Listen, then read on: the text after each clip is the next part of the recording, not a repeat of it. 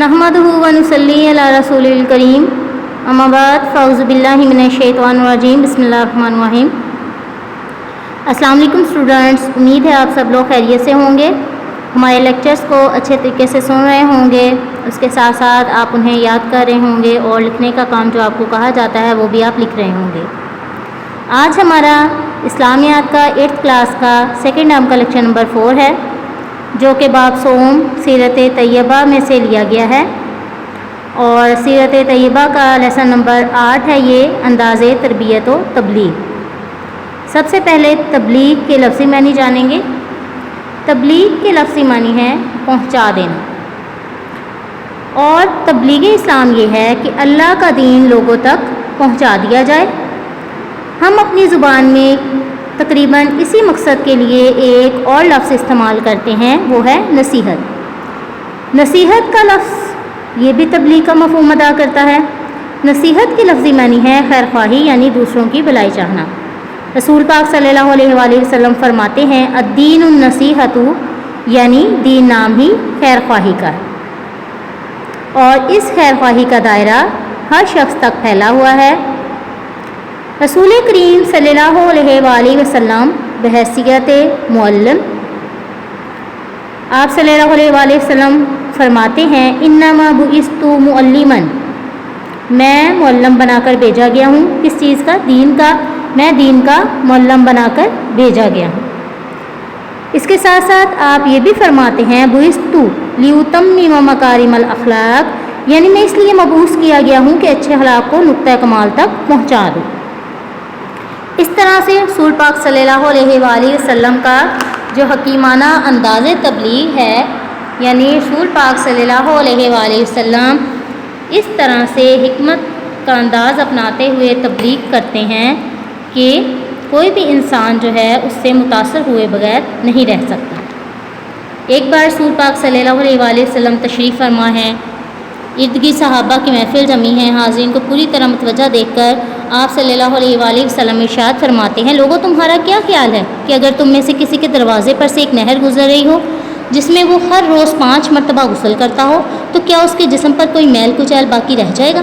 सहाबा रज़ी अल्लाह ताला अन्हुम ने अर्ज़ किया, इसके जिस्म पर तो कोई मैल कुचैल बाकी नहीं रहेगी। फरमाया बिल्कुल यही मिसाल 5 नमाज़ों की है, अल्लाह ताला उनके ज़रिए से ख़ताओं को मिटा देता है। आप ये देखिए कि इस हकीमाना अंदाज़े तरबियत व तबलीग से कौन है जो मुतासर हुए बगैर रहा हो। इस तरह से आप ये समझाने के लिए क्या तरीका अपनाते हैं कि एक इस्लाम जो है वही सलामती वाला रास्ता है, वही सीधा रास्ता है। उसको ज़हन नशीन करवाने के लिए आप एक सीधी लकीर खींचते हैं जो एक ख़ास मंजिल की तरफ सीधी जा रही है, और अपना रास्ता बड़ी आसानी और कामयाबी से तय करिए। उससे हटकर आप कुछ आड़ी तिरछी लकीरें खींचते हैं और दिखाते हैं कि इनके ज़रिए इंसान को मंजिल मकसूद हासिल नहीं हो सकती। सलामती का रास्ता सिर्फ़ और सिर्फ दरमियान वाला रास्ता, सीधा रास्ता सिराते मुस्तकीम ही है। इस तरह से आप सल्लल्लाहु अलैहि वसल्लम यतीम की कफ़ालत की मिसाल देते हुए फरमाते हैं कि मैं और यतीम की कफ़ालत करने वाला जन्नत में इस तरह करीब करीब होंगे जिस तरह ये 2 उंगलियां एक दूसरी से करीब हैं। इस तरह से रसूल पाक सल्लल्लाहु अलैहि वसल्लम का जो अंदाज़े तबलीग है वो ये है कि आप सल्लल्लाहु अलैहि वसल्लम ने अगर किसी बात पर ज़ोर देना होता तो एक जुमले को बार बार दोहराते। उसी हिसाब से आप उसी मुनासबत से अपने आवाज़ में, लहजे में तेज़ी या नरमी इख्तियार करते। इस तरह से लोगों को मुतवज्जा करने के लिए कभी आप कोई सवाल करते और कभी किसी सवाल को बार बार दोहराते थे, बात को लंबी नहीं करते थे, थोड़े से वक्त और मुख्तसर लफ्ज़ों में पूरा मफ़हूम जो है वो वाज़े कर देते। गुफ्तगू में अल्फाज इस तरह ठहर ठहर कर अदा करते कि सुनने वाला उसे आसानी से समझ लेता, याद कर लेता। अल्फाज ना ज़रूरत से कम होते ना ज़्यादा। इस तरह से आपने अगर किसी शख्स को समझाना होता तो उसका नाम लिए बगैर सबको मुखातिब करके वो बात बयान कर देते ताकि किसी की इज़्ज़त नफ्स मजरूह ना हो।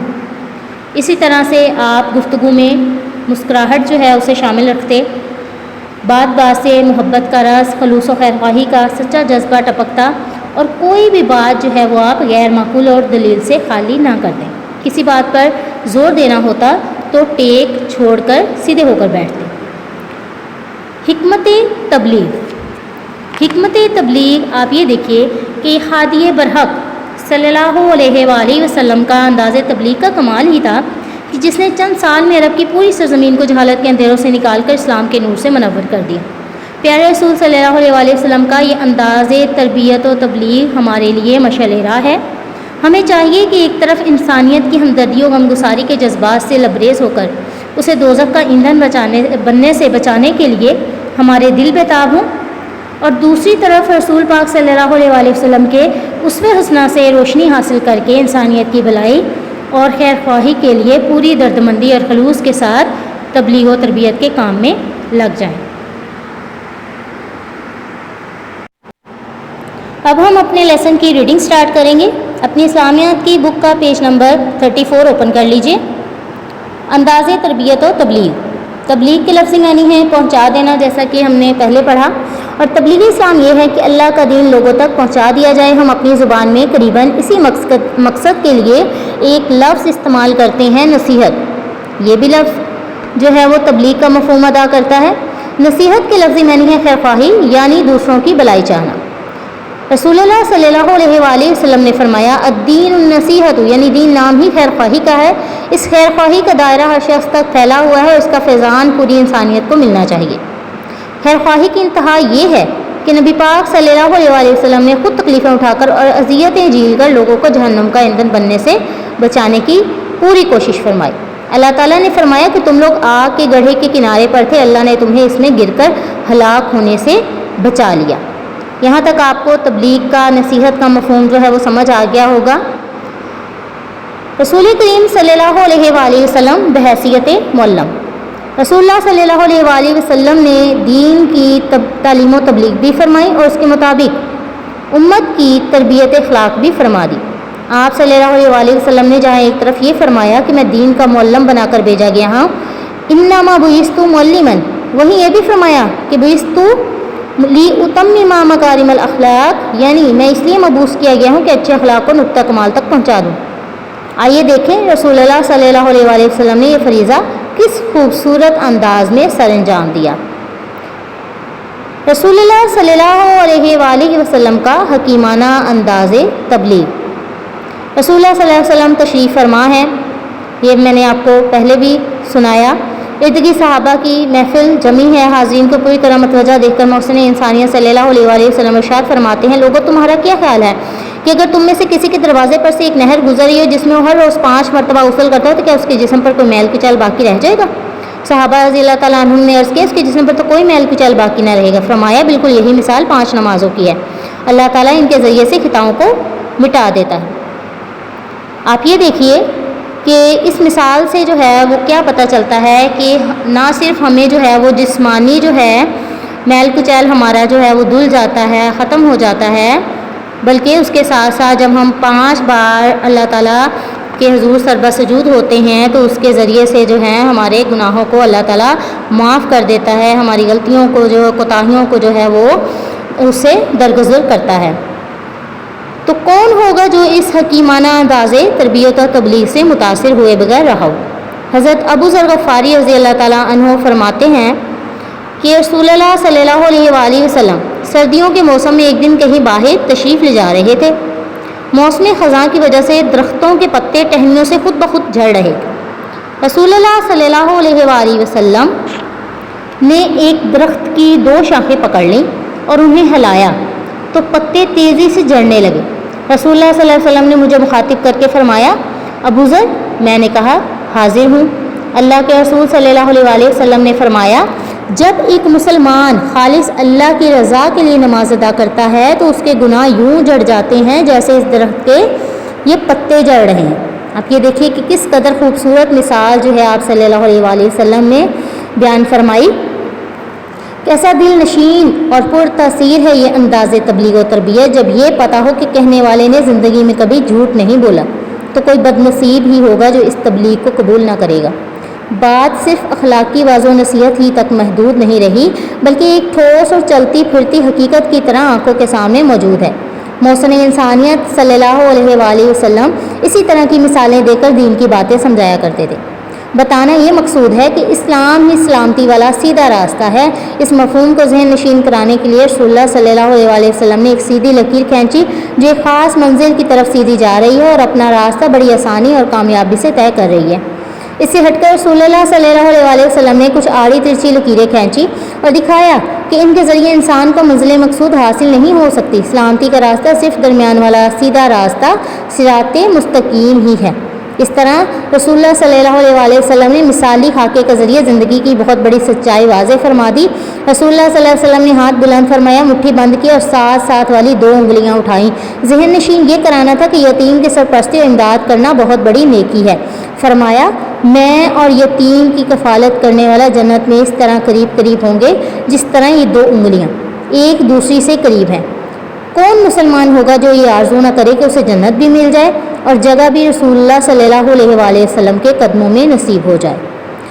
رسول اللہ صلی اللہ علیہ وسلم کو کسی بات پر زور دینا ہوتا تو ایک جملے کو بار بار دہراتے، یعنی آپ کے گفتگو کرنے کا جو انداز تھا، تبلیغ و تربیت کا انداز تھا، اس کے نمایاں خد و خال ہیں یہ کہ آپ جو ہے وہ اگر کسی بات پر زور دینا ہوتا تو ایک جملے کو بار بار دہراتے، بات کی مناسبت سے آواز اور لہجے میں تیزی یا نرمی اختیار فرماتے، لوگوں کو متوجہ کرنے کے لیے کبھی کوئی سوال کرتے اور کبھی کسی سوال کو بار بار دہراتے، بات لمبی نہ کرتے، تھوڑے سے وقت اور مختصر لفظوں میں پورا مفہوم ادا کر دیتے، گفتگو میں الفاظ اس طرح ٹھہر ٹھہر کر ادا کرتے کہ سننے والا آسانی سے یاد کر لیتا، الفاظ نہ ضرورت سے کم ہوتے نہ زیادہ، کسی کا نام لے کر یا اسے براہ راست مخاطب کر کے تنقید نہ فرماتے، کسی شخص کو سمجھانا ہوتا تو بالعموم نام لیے بغیر سب کو مخاطب کر کے وہ بات بیان کر دیتے تاکہ کسی کی عزت نفس مجروح نہ ہو۔ گفتگو میں عام طور پر ایک مسکراہٹ شامل رہتی، کسی بات پر زور دینا ہوتا تو ٹیک چھوڑ کر سیدھے ہو بیٹھتے، بات بات سے محبت کا رس اور خلوص و خیر خواہی کا سچا جذبہ ٹپکتا تھا، کوئی بات غیر معقول اور دلیل سے خالی نہ ہوتی۔ اب ہم پڑھتے ہیں کہ حکمت تبلیغ۔ رسول پاک صلی اللہ علیہ وسلم کے اس انداز سے ہمیں یہ رہنمائی ملتی ہے کہ ایک مبلغ و مربی کے اپنے سیرت و اخلاق میں ایسا حسن ہو کہ ملنے جلنے والوں کے دل اس کے لیے احترام و محبت کے جذبات سے لبریز ہوں اور وہ اس کی بات پوری توجہ سے سننے کے لیے بیتاب ہوں۔ گفتگو ایسے وقت میں کی جائے جب لوگ اسے سننے کے لیے آمادہ ہوں، اگر لوگ متوجہ نہ ہوں تو مناسب وقت کا انتظار کیا جائے اور پھر کوئی دلچسپ اور اہم سوال کر کے لوگوں کی توجہ اپنی طرف مبذول کرا لی جائے تاکہ سب لوگ آپ کی بات سننے کے لیے پوری طرح متوجہ ہو جائیں۔ یہ تبلیغ کرنے کے انداز ہیں، حکمت ہے کہ آپ نے اگر کسی تک اپنی بات جو ہے پہنچانی ہے، اس کو منوانا ہے، آپ نے لوگوں کو سمجھانا ہے تو کس طریقے سے جو ہے وہ بات کا آغاز کیا جائے اور کس طرح سے ان کی توجہ جو ہے وہ حاصل کی جائے۔ گفتگو سادہ اور آسان الفاظ میں کی جائے جو مخاطب کی ذہنی سطح کے مطابق ہو اور وہ اسے آسانی کے ساتھ سمجھ سکے، اور پھر انداز بیان ایسا دلچسپ و شیریں ہو کہ بات خود بخود لوگوں کے دلوں میں اترتی چلی جائے۔ اپنا مدعا ایسی مثالوں کے ساتھ بیان کیا جائے جن سے بات ذہن نشین ہونے میں بھی مدد ملے اور اس میں تاثیر بھی پیدا کی جائے، یعنی اثر پیدا کیا جائے۔ جو کچھ کہا جائے وہ بالکل صحیح اور حقیقت کے عین مطابق ہو اور مخاطب محسوس کرے کہ اس پر عمل کرنے میں خود اسی کا فائدہ ہے، یعنی اسے اس طریقے سے جو ہے سمجھایا جائے، اس طریقے سے اسے جو ہے وہ آپ نے کنونس کرنا ہے کہ مخاطب جو ہے اس محسوس کرے اس بات کو کہ اگر وہ ایسا کرے گا تو اس میں اس کا خود اپنا ہی فائدہ ہے۔ اور آخری بات یہ کہ کلام میں اختصار ہو، یعنی کلام جو ہے وہ اتنا لمبا نہ ہو، مختصر بیان کیا جائے، کم الفاظ میں اور کم وقت میں جو ہے اچھے طریقے سے بات جو ہے وہ کنوے کر دی جائے، بات اتنی لمبی نہ ہو جائے کہ سننے والے اکتا جائیں اور توجہ قائم نہ رہ سکے۔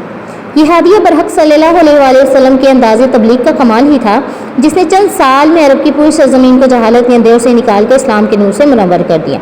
رسول صلی اللہ علیہ وسلم کا یہ انداز تبلیغ و تربیت ہمارے لیے مشعل راہ ہے۔ ہمیں چاہیے کہ ایک طرف انسانیت کے ہمدردی اور انگساری کے جذبات سے لبریز ہو کر اسے دوزخ کا ایندھن بننے سے بچانے کے لیے ہمارے دل بیتاب ہوں، دوسری طرف رسول اللہ صلی اللہ علیہ وسلم کے اسوہ حسنہ سے روشنی حاصل کر کے انسانیت کی بھلائی اور خیر خواہی کے لیے پوری دردمندی اور خلوص کے ساتھ تبلیغ و تربیت میں لگ جائیں۔